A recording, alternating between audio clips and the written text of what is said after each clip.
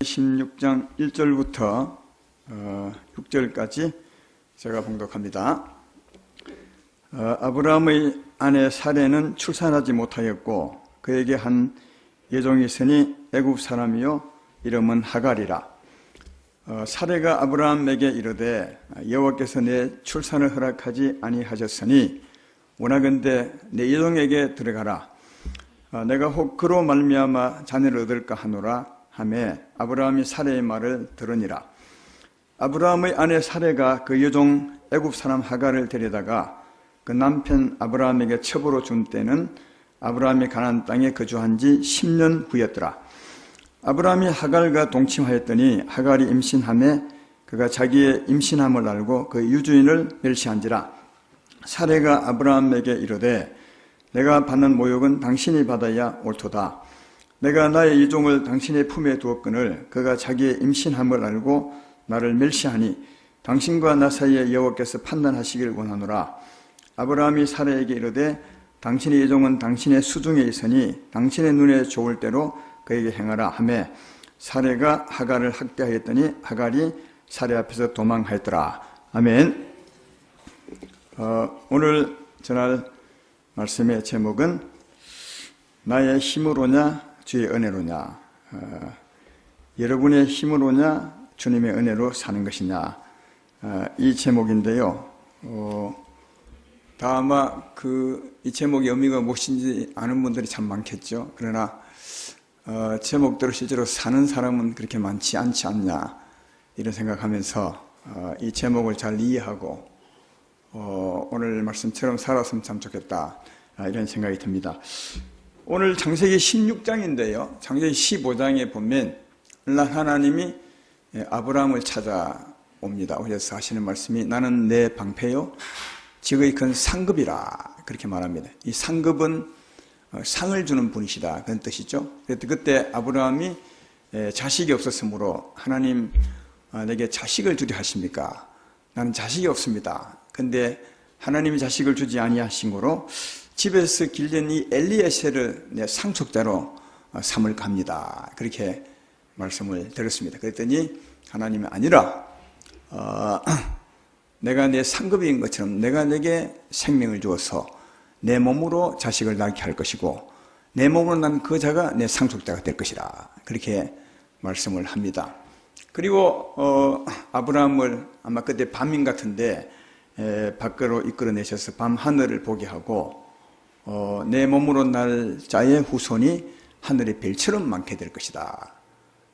그리고 이제 아브라함이 이제 믿었더라 그렇게 되어 있습니다. 그리고 이제 오늘 본문으로 이어지게 되는 건데 하나님께서 네가 길리운 자가 내 상속자가 아니라 내 몸으로 날 자가 내 상속자가 되리라 이렇게 말했으니까 그 후에 아브라함은 어떻게 해설 같습니까? 다시 한번 용기를 얻고 자기 아내와 아이를 낳아보려고 애를 썼겠습니까? 안 썼겠습니까? 아마 썼을 것 같아요.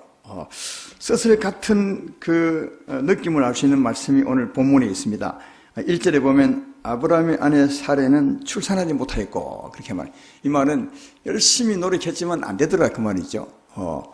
하나님께서 내 몸으로 날 자가 내 상속자라 이렇게 말씀했으므로 아브라함과 사레는 아마 열심히 노력했던 것 같습니다. 그러나 아이를 잉태하지 못했습니다.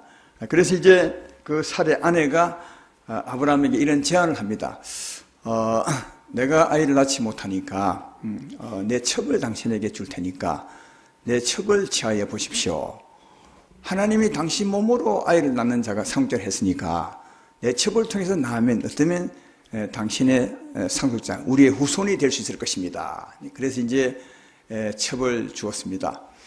아브라함이 그 첩 하갈을 취했는데 잉태가 되었습니다. 그때가 나이가 아브라함이 가나안 땅에 들어온 지 10년 후라 했으니까 몇 년 만에 아이를 잉태하게 된 것입니까? 아브라함이 가나안 땅에 몇 살에 들어왔죠? 75세에 들어왔죠. 여전히 잘 모르시는군요. 75세에 들어왔습니다. 그래서 10년 만에 아브라함이 이제 아이를 잉태하게 되는데, 그리고 이제 그 1년 후에 아이를 낳게 됩니다. 한 장 넘겨서 창세기 16장 맨 마지막 절 15절, 16절을 보면 좋겠습니다. 하갈이 아브라함의 아들을 낳음에 아브라함이 하갈을 낳은 그 아들을 이름하여 이스마엘을 하였더라. 하갈이 아브라함에게 이스마엘을 낳았을 때 아브라함이 86세였더라. 85세 때 잉태하게 되고 86세 때 이제 아이를 낳게 되었다. 그 말이죠. 자, 여러분에게 질문해 보고 싶은 것은 아브라함이 하갈을 취해서 자기 몸으로 이스마엘을 낳았는데 이 자가 앞에서 하나님 말하는 네 몸으로 낳을 자가 네 상속자가 될 것이라. 이 몸으로 낳은 이 하나님 말씀한 그 아들은 맞을까요? 아닐까요? 우리는 이제 성경을 다 아니까 아닙니다. 이렇게 말하는. 아브라함은 몰랐을 것 같아요. 왜냐하면 네 몸으로 낳을 자가 상속자가 되리라 했으니까 어쩌면 첩을 통해 낳아도 엄마 되지 않겠나 생각했지만 그러나 우리는 알고 있습니다. 이 아들이 아브라함의 상속자가 아닙니다. 아브라함 몸으로 낳았을지라도 아닌 걸 아시죠? 그렇다면 하나님께서 아브라함이 하갈을 통해서 낳은 이 아들을 하나님이 기뻐하셨을까요? 기뻐하지 않으셨을까요? 그것은 조금 읽었던 그 본문 뒤에 보면 이 아이를 낳고 난 후에 하나님의 반응이라 할까요? 모습을 보면 충분히 이해해 볼 수 있습니다. 다시 한번 16절을 읽어보면 하갈이 아브라함에게 이삭을 낳을 때에 아브라함이 86세였더라.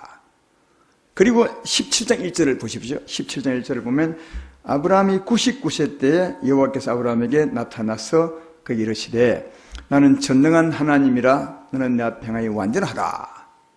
86세 때 아이를 낳았는데 99세 때 하나님이 찾아오셨습니다. 몇 년 동안 하나님이 찾아오지 않은 것입니까? 13년을 이 아들을 낳고 난 뒤에 13년 하나님이 안 찾아오셨어요. 그러니까 13년 동안 은혜를 베풀지 아니하셨어요. 여러분, 우리 뵐 것 알지 모르겠지만 여러분이 예수 믿고 하나님 우리 함께 계십니다. 13년 동안 여러분의 기도에 응답도 하지 않고 하나님이 없는 것처럼 얼마나 힘들겠어요. 그러니까 86세에 이스마엘을 낳았는데 하나님이 상당히 마음이 안 좋았던 것 같아요. 그래서 99세 13년 후에야 자기를 나타내시고 하시는 말씀이 좀 읽었던 그 말씀이죠. 너는 내 앞에서 완전하라. 이 말은 내 앞에서 바르게 행하거라.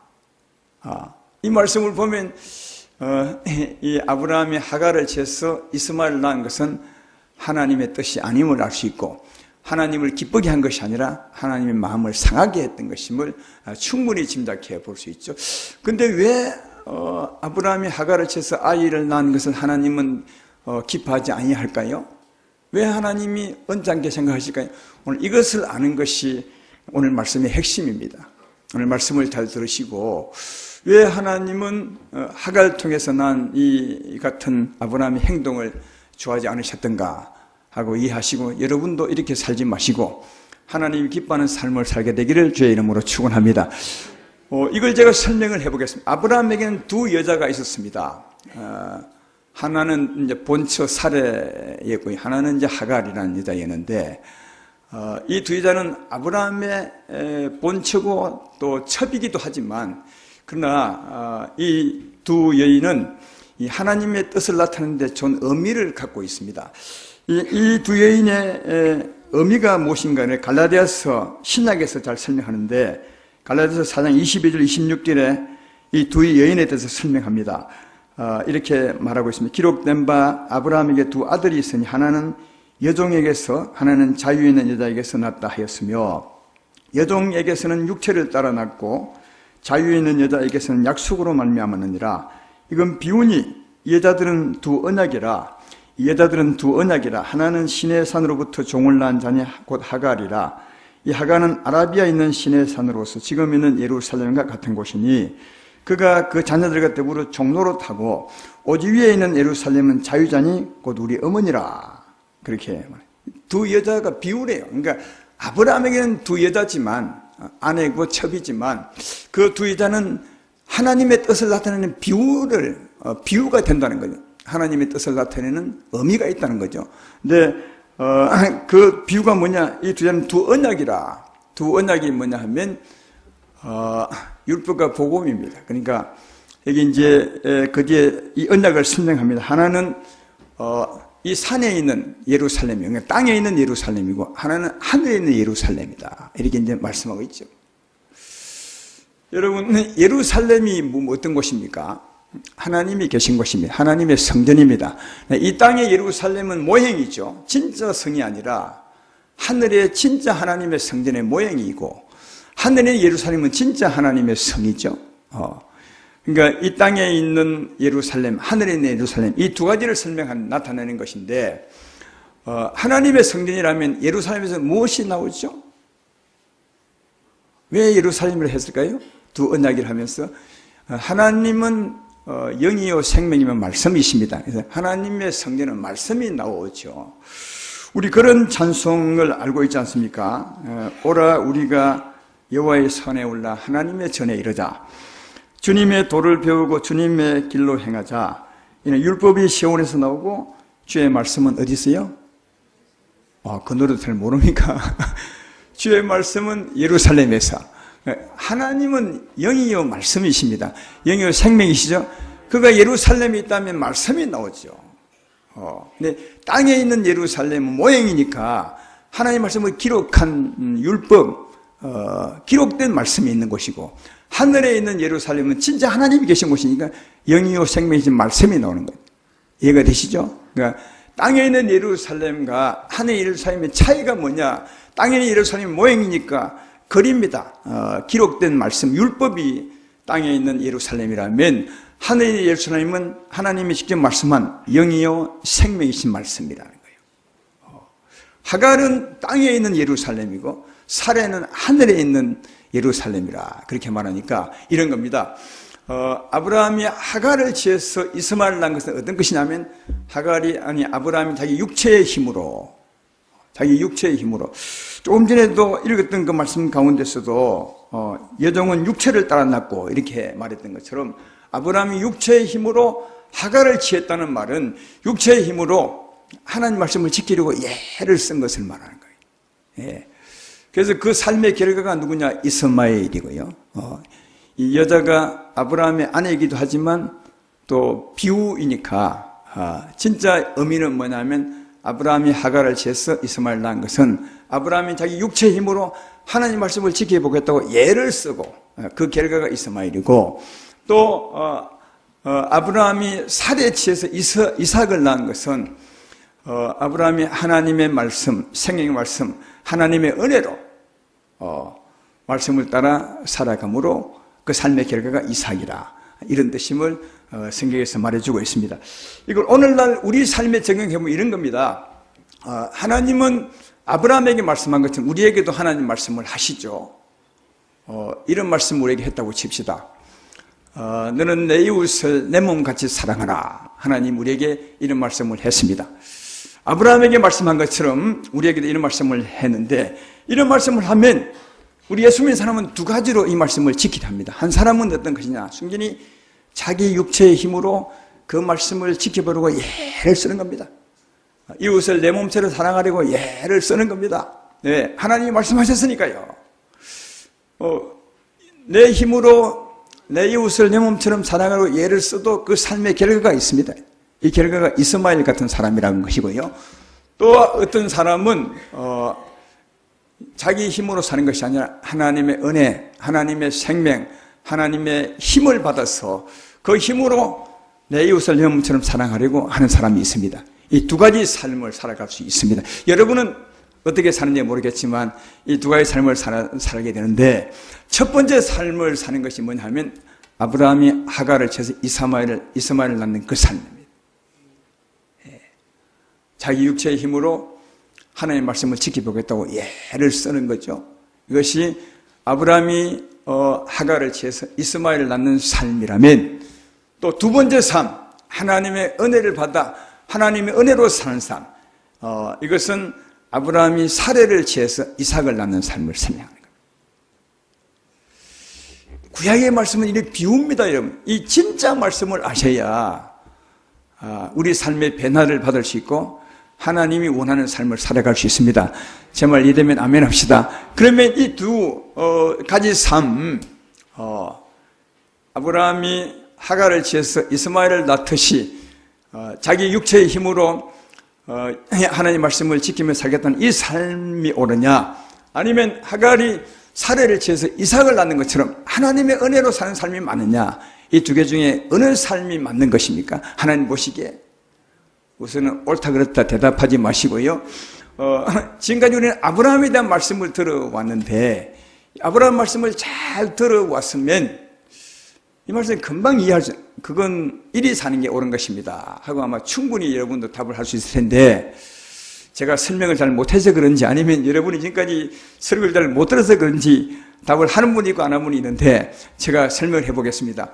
지금까지 들어왔던 삶 속에서도 어떻게 살아야 될까 이미 하나님이 다 말씀했습니다. 조금 전에 창세기 15장 1절을 말씀했는데, 한번 1절의 말씀을 화면에 보겠습니다. 창세기 15장 1절에 이후에 여호와의 말씀이 환상 중에 아브라함이 임하여 이르시되, 아브라함아 두려워 말라, 나는 내 방패여 너의 지극히 큰 상급이라. 여기 상이라는 말은 뭐라고요? 상을 주는 이신데, 여기 상은 내가 네 상급이라 했으니까 하나님이 자기 자신 생명을 주는 거죠. 이 말했습니다. 나는 내 생명을 주는 자라. 지극히 큰 상으로서 내게 생명을 주는 자라. 그래서 내가 내게 생명을 주어서 자식을 낳게 하고, 그죠? 내가 내게 생명을 줘도 자식을 낳게 하고, 그 자식으로 말미암아 하늘의 별처럼 내 후손이 많게 할 것을 이미 말씀했어요.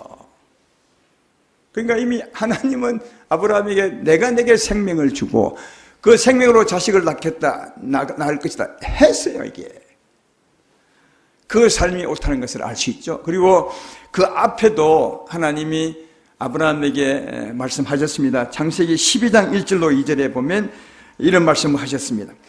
여호와께서 아브라함이 이르시되, 너는 너의 고향과 친척과 아버지 집을 떠나 내가 내게 보여줄 땅으로 가라. 그 다음에 내가 너로 큰 민족을 이루고 내게 복을 주어 내 이름을 창대케 하리니 너는 복이 될지라. 여기도 보면 내가 너로, 내가는 누구죠? 하나님께서 너로 큰 민족을 이루고, 그러니까 하나님께서 내가 너에게 생명을 주어 자식을 낳게 하겠다. 예. 아브라함에게 네가 자식을 낳아서 번성케 하라 말하지 않고요, 내가 너로 하여금 번성케 할 것이라 이렇게 이미 말씀하셨어요. 아브라함도 이 말씀을 듣고 지금까지 온 겁니다. 근데 들었으면서도 그러면 하나님의 은혜, 하나님의 생명을 받아 자식을 낳으려고 하지 않고, 하나님의 생명으로 살려고 하지 않고 여전히 자기 육체의 힘으로 자식을 낳으려고 애를 쓰고 있습니다. 그뿐 아니라 아까 말씀했죠. 아브라함이 86세 때 이스마엘을 낳았습니다. 하갈을 이스마엘을 낳았는데 하나님이 13년 동안 아브라함을 찾아오지 않으셨습니다. 그리고 13년 후에 찾아오셔서 아브라함에게 말씀하셨는데, 한 번 더 창세기 17장 1절을 화면에서 보면 이렇게 말하죠. 아브라함이 99세 때 여호와께서 아브라함에 나타나서 그에게 이르시되, 나는 전능한 하나님이라, 너는 내 앞에 향하여 완전하라. 너는 내 앞에서 바르게 행하라. 그리 말하는데 그 앞에 조건이 하나 있습니다. 나는 전능한 하나님이라. 이 전능한 하나님이라는 말은 원어에 보면 엘샤다이라고 해서, 엘샤다이는 생명을 공급하는 하나님이라. 우리는 전능하신 하나님이라면 능치 못할 일이 없는 하나님을 말하는데 아니요. 이게 말은 엘샤다이입니다. 엘샤다이는 내가 내게 생명을 공급하는 하나님이라. 우리 어머니들이 아이를 낳으면 젖을 공급하잖아요. 아이에게 생명을 공급하죠. 그런 모습입니다. 어머니가 아이에게 젖을 공급하듯이 하나님 우리에게 생명을 공급하는 하나님이다. 이 생명을 받아서 네가 살아라. 이게 나는 전능한 하나님이라, 너는 내 앞에 행하여 완전하라, 이런 뜻입니다. 그러니까 네 힘으로 사는 것이 아니라 내가 네게 힘을 공급해 줄 것이니까 그 힘으로 네가 살아야 이게 하나님 보시기에 아름다운 것이다. 할렐루야. 그러니까 하나님이 이미 전에도 말씀하셨고 이후에도 말씀하고 계신 것을 볼 수 있어요. 어떻게 사는 것이 옳은 것이라고요? 하나님께 생명을 공급하다 그 힘으로 사는 것. 할렐루야. 이게 하나님 보시기에 옳은 삶이라고 그렇게 말씀하고 있습니다. 사랑하는 여러분, 하나님은 아브라함과 함께 계셨습니다. 오래전부터 함께 계셨습니다. 아까 말한 것처럼 나는 지극히 큰 내 상급이라 한 거죠. 내가 네 생명이다. 하나님이 아브라함에게 일부러 찾아오셔서 내가 네 지어 일컫는 생명이라.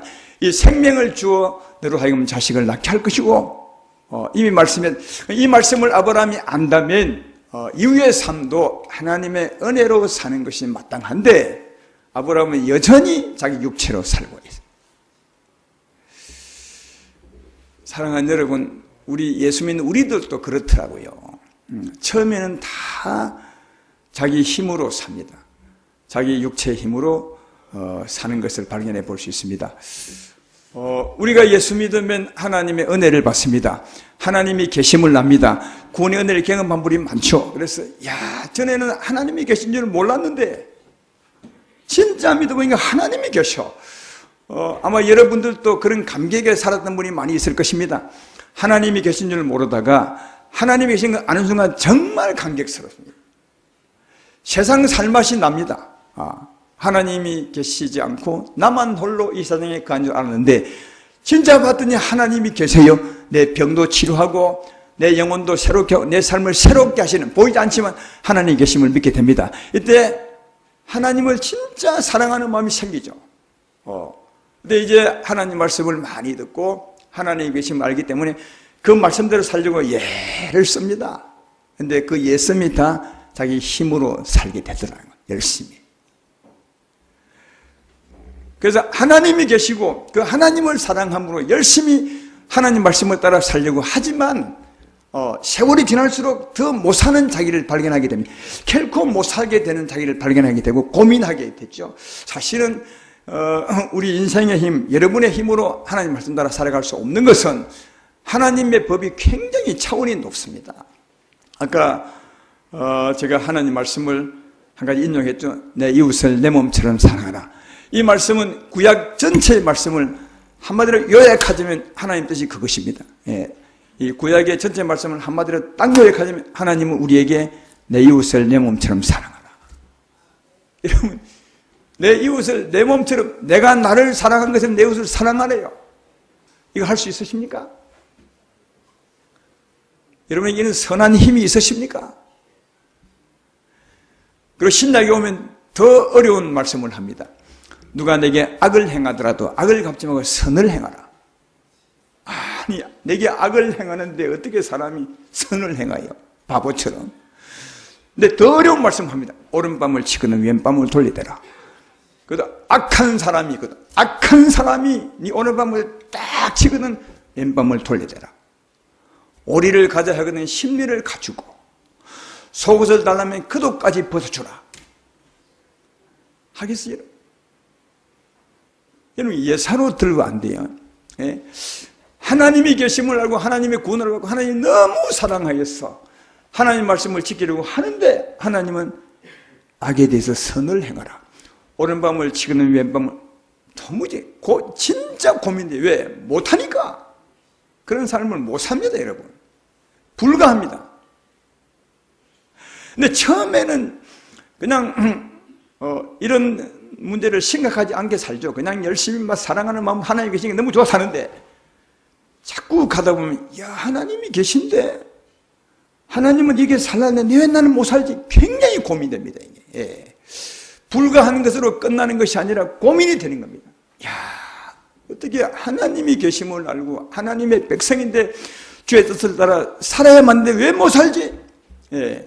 불가한 것을 끝내면 좋겠지만 이제 고민이 되고 그 고민은 나를 힘들게 하고 나를 공고하게 만들고 내 평안을 뺏어가 버립니다.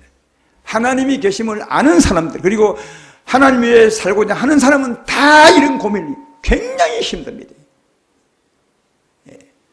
이 고민에 빠지게 되어버립니다. 로마서 2장 9절로 10절에 이런 말씀이 있죠. 악을 행하는 각 사람의 영에는 환난과 공고가 있으리니 먼저 유대인에게요 그리고 헬라인에게며 선을 행하는 각 사람의 영광과 존귀와 평강이 있으리니 먼저 유대인에게요 그리고 헬라인에게다. 우리 인생도 선한 양심이 있어서 다 이런 느낌을 조금씩은 받습니다. 악을 행하면 마음이 공고합니다. 편할 것 같지만 편하지 않습니다. 선을 행하면 안 믿는 사람도 편합니다. 왜? 우리는 양심을 가졌기 때문에. 그러나 그분들은 양심이 아직 살지 않았기 때문에 이렇게 큰 고민하지 않아요. 그러나 예수 믿게 되면 굉장히 큰 고민을. 양심이 살아나니까 하나님이 계심을 알고 그 하나님을 사랑하기 위해서 열심히 사는데 도무지 못 살 때면 굉장한 고민과 공고함이 오게 됩니다. 그래서 너무너무 힘들죠. 처음에는 하나님이 계신 것만으로 너무 좋아하다가 나중에 하나님을 사랑하려고 살다 보니까 너무 힘들어. 못 사니까요. 근데 그때 하나님은 또 자리를 비깁니다. 은혜의 손길을 싹 빼버립니다. 아브라함이 자기 힘으로 이스마엘 낳았을 때 하나님이 피합니다. 하나님 아브라함을 떠난 것은 아니, 아브라함과 함께 합니다. 그러나 전혀 은혜의 손길을 나타내지 않습니다. 은혜의 손길을 뽑아버리고. 왜? 아브라함이 알고도 계속 자기 육체로 사는 거예요. 나는 내 생명이라. 내가 너로 하여금 너를 창대케 하라. 말씀해 주었고 알아보면 알고 있으면 들었습니다. 그런데도 아브라함은 계속 자기 힘으로 사는 거예요. 그래서 하나님은 은혜의 손길을 뽑아서 그래 네가 한번 살아봐. 얼마나 그 사람이 힘든지 알게 하는 겁니다. 하는 일부러. 왜? 힘든지 알게 해야 고민하게 돼야 내가 어떻게 살아야 진짜 하나님을 섬기며 위해 살 수 있지. 이렇게 됩니다. 이건 고민하는 사람만이 그런 삶을 얻게 되는 것입니다. 그래서 하나님은 고민하게 버려둡니다. 13년을 버려둡니다. 그때가 가장 힘든 시간이에요. 아브라함의 삶에 있어서 최고로 힘듭니다. 하나님은 계신 걸 아는데 하나님 뜻대로 살려고 해도 못 삽니다. 너무 마음이 힘든데 하나님 은혜는 빠져버렸습니다. 최고 힘든 시간이 이 시간입니다. 아브라함에게. 여러분도 아마 이런 분이 많을 것입니다. 예. 근데 우리는 지금 시대는 우리는 참 좋은 것은 우리는 13년을 기다릴 필요는 없습니다. 왜냐하면 이 말씀을 듣고 깨달으면 오늘이라도 바꿀 수 있습니다. 오늘이라도 내 삶을 바꿀 수 있습니다. 은혜로 살 수 있습니다. 그래서 지금 은혜의 시대를 하는 겁니다. 지금은. 옛날 믿음의 선배들이 다 살고 난 경험을 성경에 기록해 두고 우리는 이 기록을 통해서 바로 이 교훈을 받아 바꿀 수 있는 이 은혜의 시대에 살고 있는 겁니다. 너무 좋은 시대에. 우리는 13년 동안 고민할 필요가 없습니다. 아니 어떤 분은 더 훨씬 더 길게 고민하지만 우리는 이 말씀을 바르게 잘 들으면 오늘 교회에 온 분들이라도 물론 그런 분은 좀 드물겠지만 그러나 주 안에서 고민한 분들이라면 오늘 우리 삶을 바꿔서 은혜로 살게 될 줄로 믿습니다. 이런 여러분 되기를 주의 이름으로 축원합니다. 마태복음 11장 28절 30절에 이런 말씀합니다. 수고하고 무거운 짐진 자들아 다 내게로 오라. 내가 너희를 쉬게 하리라. 나는 마음이 온유하고 겸손하니 나의 멍에를 메고 내게 배우라. 그리하면 너희 마음이 힘을 얻으리니 이는 내 멍에를 싣고 내 짐은 가벼움이라 하시니라. 조금 전에 살았던 그 삶이 너무 수고하고 무거운 짐을 지는 삶입니다. 그런 사람들에게 오라.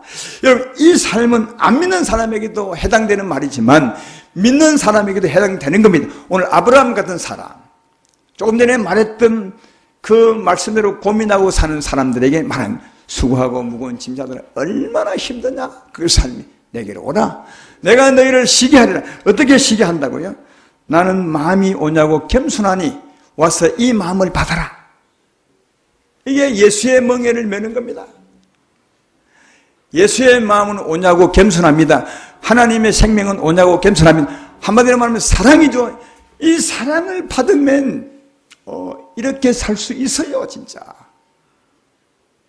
그래서 네 힘으로 산다고 수고하고 애쓰는 너여 내게 오라. 네 힘으로 못 산다. 살수록 네가 고민에 빠지고 힘들다. 내게 오면 내 사랑, 내 마음 오냐고 겸손한 마음을 네게 줄 테니까 이 마음을 받아 살면 너무 자유롭게 편하게 살 수 있다. 할렐루야. 이게 예수님이 말씀하는 겁니다. 그러므로 주세운계 성도 여러분들이여, 우리가 할 일은 주께 나가는 것입니다. 주의 은혜를 받는 것입니다. 주의 사랑을 받는 것입니다. 이 사랑으로 사는 것임을 알 수가 있다. 오늘 말씀을 통해서 하나님 깨닫는 것은 뭐냐? 내가 사느냐 하나님의 은혜로 사느냐, 이것인데요. 내가 사느냐 하나님의 은혜로 사느냐, 이것인데 이 삶의 차이는 정말 작은 차이라는 겁니다. 여러분과 함께 하나님이 계심을 믿으면 아멘 합시다. 하나님이 계시면 언제부터? 오래전부터 계십니다. 예수 믿는다면, 안 보이지만 하나님은 계십니다. 이 계신 하나님을 내가 믿고 사느냐, 아니면 내가 사느냐. 얼마나 작은 차이입니까? 하나님이 멀리 계신다면 큰 차이겠죠. 하나님을 만나고 난 후에 하나님 내게 힘을 주십시오 하고 살면 참 큰 차이겠지만 굉장히 작은 차이. 모두에게 다 하나님이 계십니다. 하나님이 계십니다. 우리의 상급이신 생명이신 하나님이 계시죠. 이 하나님을 의지하고 사느냐, 아니면 내가 사느냐. 너무 작은 차이. 그냥 하나님 의지하면 됩니다. 은혜로 사느냐, 내가 사느냐. 근데 하나님을 의지하고 살려면 한 가지 알아야 될 것은 하나님을 아셔야 합니다. 하나님이 누군지도 모르는데 어떻게 하나님을 의지해? 하나님을 아셔야 돼. 하나님 우리의 생명이십니다. 하나님 우리의 힘이십니다. 하나님은 엘샤다이 하나님이시다. 엘샤다이 우리의 힘이신 하나님이 그 힘을 공급해 주는 겁니다. 어디 계신데? 우리 안에 계십니다. 여러분 안에 계십니다. 우리 안에 계신 하나님이 엘샤다이 생명을 공급하는 하나님, 힘을 공급하는 하나님으로 계십니다. 원하면 다 공급해 줍니다. 멀리 안 계십니다. 우리 안에 계십니다. 여러분 안에 계십니다. 이 하나님을 알면 하나님을 의지하고 살게 되지요. 근데 하나님을 알아도 하나님의 은혜로 사는 것이 아니라 여전히 자기로 사는 사람이 많습니다. 그렇잖아요. 여러분들이 하나님을 모르십니까? 여러분 하나님을 많이 압니다. 아브라함이 알았던 것처럼 하나님이 생명이심을 오래전부터 알았습니다. 하나님이 엘사다의 하나님이심도 오래전부터 알았습니다. 하나님이 내 힘인 줄도 알았습니다. 알면서도 전적으로 하나님을 의지하고 살지 않습니다. 왜 그런지 아십니까? 나를 모르기 때문에 그렇습니다. 나도 알아야 됩니다. 내가 누군 줄요? 나는 누구겠어요? 선한 것이 전혀 없는 사람이에요. 선한 것이 없는 사람. 여러분에게 물어보겠습니다. 손은 들지 마십시오. 내게 선한 것이 있다고 생각하면 손 들어보십시오. 내 손 들지 말라 그랬죠? 선한 것이 없습니다. 하나님만 합니다. 하나님이 인생을 두고 살릴 건데 선한 사람이 하나도 없다고. 우리 인생은 만물보다 훨씬 더 거짓되고 부패한 마음을 가지고 살고 비유로 지렁이 같다. 가장 지저분하고 약한 지렁이 같아. 우리 인생. 또 한 군데는 너희 인생은 먼지라고 그래. 먼지야. 그래서 우리 하나님은 우리 인생이 죄를 짓더라도 제대로 갚지 않는다고. 네가 하나 죄를 지었으니까 내가 하나 그리 하지 않는다. 왜? 우리 인생이 체질을 안 돼요. 너는 죄 지을 수밖에 없는 체질을. 너는 먼지다. 이런 나를 안다면 절대로 나를 의지하지 않죠. 그러니까 나를 알고 하나님을 의지 알면 누구 의지합니까? 하나님을 의지하게 됩니다. 할렐루야. 하나님만 알면 안 됩니다. 하나님만 알아서는 또 자기를 의지합니다. 그러나 하나님을 알고 자기를 알아야 돼요. 이 두 가지를 알 때 하나님만 의지하는 사람이 되더라고요. 할렐루야. 은혜로 사느냐 내가 사느냐는 진짜 작은 차이인데 그건 하나님을 의지하느냐 내가 사느냐 이 작은 차이인데 이 작은 차이는 하나님을 알고 나를 아는 데서 있다는 사실을 알 수 있습니다. 여러분을 아시고 하나님을 아셔서 하나님만 의지하고 살기를 주의 이름으로 축원합니다. 그리고 이 작은 차이지만 이 작은 차이로 인한 삶의 결과는 엄청납니다. 다시 말해 이 두 가지 삶의 차이, 우리가 느끼는 삶의 차이는 굉장히 크다는 거예요. 내가 사는 삶과 하나님이 나로 하여금 살게 하는 삶과 이 삶의 차이, 내가 느끼는 삶의 차이는 굉장합니다. 이 삶의 차이를 저는 성도 여러분 다에게 말씀하지 않았지만 몇 분에게 제가 말씀한 적이 있는 것 같아요. 이 삶의 차이는 이런 것과 같을 수 있습니다. 우리가 마산에서 서울로 차 타고 간다고 칩시다. 이 차를 타고 가는데 내가 내 힘으로 사는 사람은 차를 끌고 서울까지 가는 겁니다. 차를 끌고. 이게 내가 내 육체의 힘으로 하나님 말씀을 살아보겠다고 하는 겁니다. 얼마나 힘든지 모릅니다. 정말 그 비유가 맞는 것 같아요. 내가 내 힘으로 하나님 말씀을 지켜보겠다고, 내 이웃을 내 몸처럼 사랑해 보겠다고, 악한 사람에 대해서 선을 행해 보겠다, 이렇게 사는 사람은 내가 차를 끌고 서울 가는 것 같습니다. 할 수 있겠어요? 갈 수 있겠죠? 몇 년이 걸리면 얼마나 힘들겠어요? 그러나 하나님의 은혜로 사는 것은 하나님이 내게 오셔서 영이요 생명이신 말씀인 하나님 내게 오셔서 나로 하여금 살게 하는 삶은 내가 차를 타고 서울 가는 겁니다. 하나님의 사랑이 나를 실어 나르는 겁니다. 하나님의 사랑이 나로 하여금 살게 하는 것입니다. 할렐루야. 이게 은혜의 삶이요, 하나님 우리에게 주고자 하는 삶, 이 삶입니다. 이 삶. 이게 복음의 삶이요, 아브라함에게 주고자 하는 삶도 이 삶이고 우리에게 주고자 하는 삶도 이 삶이에요. 하나님의 은혜로 우리를 주관하사 우리를 하여금 살게 하는 겁니다. 내가 너로 창백히 하리라. 내가 내 생명이라. 내가 내 제일 큰 상급이라. 이렇게 말씀하신 것은 하나님이 우리에게 오셔서 우리에게 힘을 주시고 우리를 하여금 그렇게 살게 하시겠다고 하신 것이 하신 말씀이십니다. 할렐루야. 이 작은 차이가 큰 삶을 차이를 나타내지만 또 이 작은 차이의 삶이 이 작은 차이의 삶을 알고 우리 삶을 바꾸는데 굉장히 어렵습니다. 다시 말하면 내가 사는 삶을 버리고 하나님 의지하고 사는 삶으로 내가 변화되는 것, 이 삶이 진짜 어렵더라고요. 너무 작은 차이인데, 아니 주님이 나와 함께 계신데 나 의지하지 않고 하나님 의지하면 되는데, 이게 나에게서 하나님만 의지하는 이 삶으로 바뀌는 변경된 이 삶, 극복하는 이 삶이 너무 힘들어요. 너무 오래 걸리고. 아마 우리 신앙생활 여정 가운데서 가장 힘들고 가장 변화되기 힘든 사람이 바로 요거예요. 이걸 이해하면 금방 바꿀 수 있는데 이걸 이해하지 못하면 평생을 못 바꾸는 사람이 있습니다. 나를 의지하고 사는 이것에서 하나님을 의지하고 사는 이 삶으로 바뀌는데 너무 작은 차이인데 이 작은 차이를 극복하기가 너무 힘들다는 거예요. 여기 아브라함은 아까 몇 세 때 가나안 땅에 들어갔다고요? 75세. 그가 지금 우리 같으면 예수 믿는 겁니다. 그 땅에 들어온 것은 비로소 예수님을 믿게 된 것입니다. 할렐루야. 그리고 난 뒤에 몇 년 후에 그는 자기를 의지하지 않고 하나님 의지하는 사람이 되었다고요? 25년입니다. 25년 전에도 하나님이 계셨습니다. 하나님 누구인 줄 알았습니다. 내가 너로 창백히 할 것이다.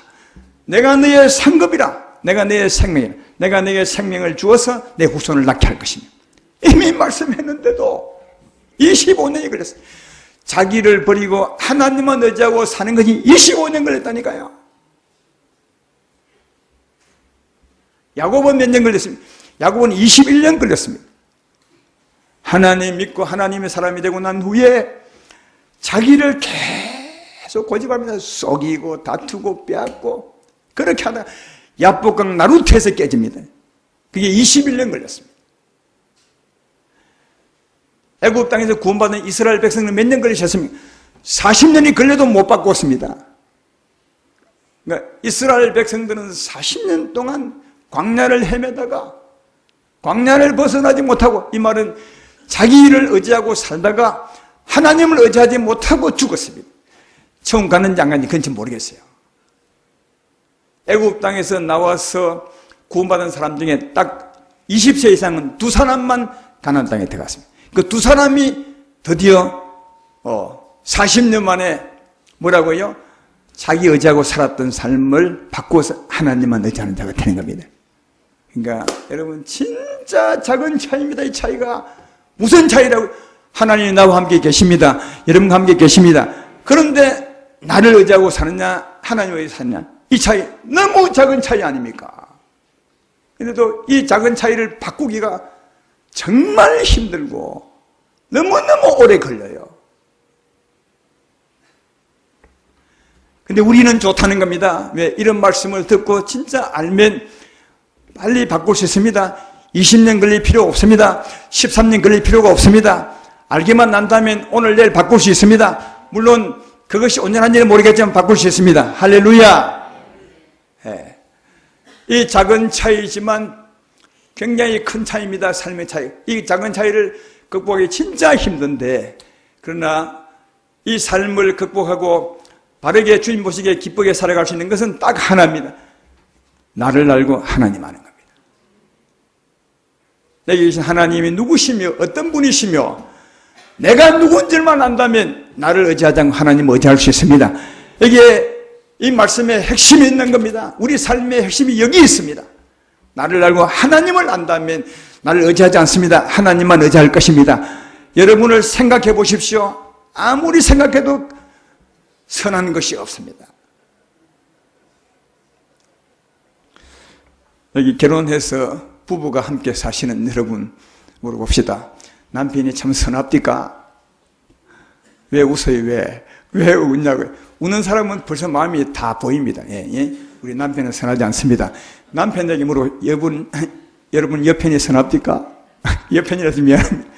왜 웃으세요? 선하지 않다는 말은 그렇습니다.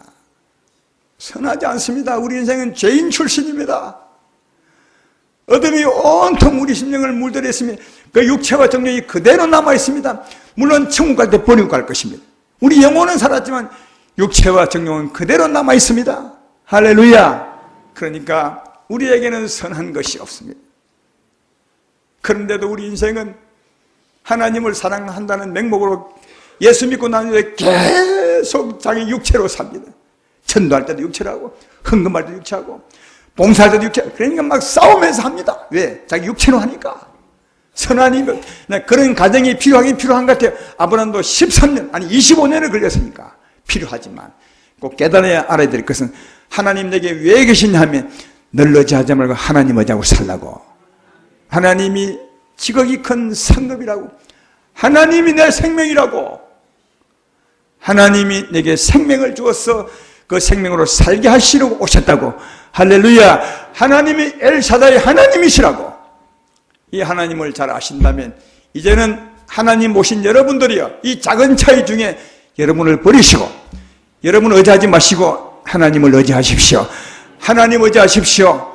오늘 이 말씀을 깨닫고 간다면 진짜 여러분들은 복 있는 사람이 될 것입니다. 그리고 우리 삶이 획기적인 변화가 있을 것이고 그 변화는 은혜로운 삶, 천국 같는 삶, 평안이 넘치는 삶, 기쁨이 넘치는 삶을 살게 될 줄로 믿습니다. 여러분을 의지하지 말고 하나님 의지하고 사시기를 주의 이름으로 축원합니다. 그것은 딱 하나, 나를 알고 하나님을 아는 것입니다. 여러분 알고 하나님을 아셔서 하나님만 의지하고 사시는 복 있는 여러분 되기를 주의 이름으로 축원합니다.